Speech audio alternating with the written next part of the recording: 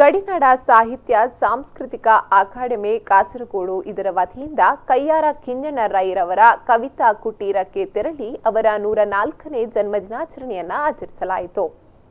ಈ ಸಂದರ್ಭ ಕಯ್ಯಾರರು ಸಾಹಿತ್ಯ ಸೇವೆಯನ್ನು ಸ್ಮರಿಸಿದ ಅಕಾಡೆಮಿಯ ಉಪಾಧ್ಯಕ್ಷರಾದ ಪ್ರೊಫೆಸರ್ ಶ್ರೀನಾಥ್ ಕನ್ನಡಾಂಬಿಕೆ ಮತ್ತು ಕನ್ನಡ ಸಾಹಿತ್ಯಕ್ಕೆ ಕಯ್ಯಾರರ ಕೊಡುಗೆ ಅನನ್ಯವಾದದ್ದು.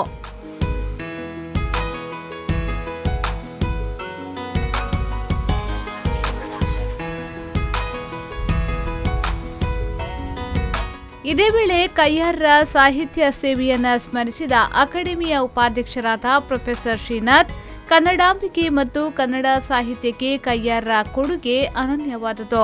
ಸ್ವಾತಂತ್ರ್ಯ ಹೋರಾಟಗಾರರಾಗಿ ಹಿರಿಯ ಧುರೀಣರಾಗಿ ಬಾಳಿದ ನಾಡೋಜ ಕಯ್ಯಾರರ ಸಾಧನೆ ಮಾತಿಗೆ ನಿಲುಕದ ಇಂತಹ ಮಹನೀಯರ ಸಾಧನೆ ಹಾಗೂ ವ್ಯಕ್ತಿತ್ವವನ್ನು ನೆನಪಿಸಿ ಗೌರವಿಸಬೇಕಾದುದು ನಮ್ಮ ಕರ್ತವ್ಯ ಎಂದು ಹೇಳಿದ್ರು. ಕಯ್ಯಾರ ಕಿಞ್ಞಣ್ಣರವರ ಹುಟ್ಟುಹಬ್ಬವನ್ನು ಆಚರಿಸಲಿಕ್ಕೆ ಕಿಞ್ಞಣ್ಣರವರ ಮನೆಗೆ ಬಂದಿದ್ದೇವೆ. ನಾವು 104ನೇ ಹುಟ್ಟುಹಬ್ಬವನ್ನು ಇವತ್ತು ಆಚರಿಸ್ತಾ ಇದ್ದೇವೆ.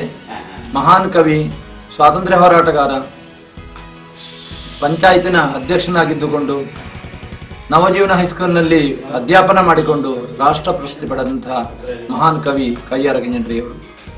ಅವರ ಕೊರಗ ಮತ್ತು ಪಂಚಮಿ ಕಾವ್ಯಗಳನ್ನು ಓದಿಕೊಳ್ಬೋದು. ಬಹಳ ಉತ್ತಮ ಕಾವ್ಯಗಳಾಗಿವೆ ಅವುಗಳು. ಲಕ್ಷ್ಮೀಶನ ಕಥೆಗಳು, ಅನ್ನದೇವರು, ಇಂತಹ ಮಹಾನ್ ಕೃತಿಗಳನ್ನು ರಚನೆ ಮಾಡಿದಂಥ ಸಣ್ಣ ಕಥೆಯನ್ನು ಕೂಡ ಅವರು ರಚನೆ ಮಾಡಿದ್ದಾರೆ. ಪತ್ರಿಕೆಯಲ್ಲಿ ದುಡಿದಂಥ ಅವರು ಮಹಾನ್ ವ್ಯಕ್ತಿಯಾಗಿದ್ದಾರೆ. ಕಾಸರಗೋಡನ್ನು ಕರ್ನಾಟಕಕ್ಕೆ ಸೇರಿಸಬೇಕೆಂದು ಅಹರ್ನಿಶಿ ದುಡಿದಂಥ ಮಹಾನ್ ವ್ಯಕ್ತಿ. ತನ್ನ ಸಾವಿನ ಕಾಲದಲ್ಲಿ ಕೂಡ ಅದನ್ನೇ ಅವರು ಉಚ್ಚರಿಸ್ತಾ ಇದ್ರು.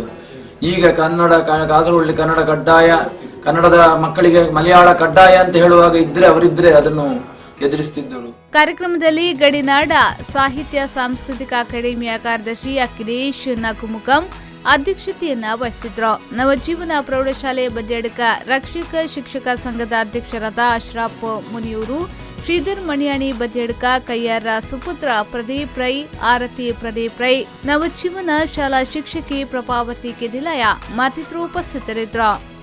ರೆಹಮಾನ್ ಉದ್ಯಾವರ, ವಿ4 ನ್ಯೂಸ್ 24/7 ಮಂಜೇಶ್ವರ.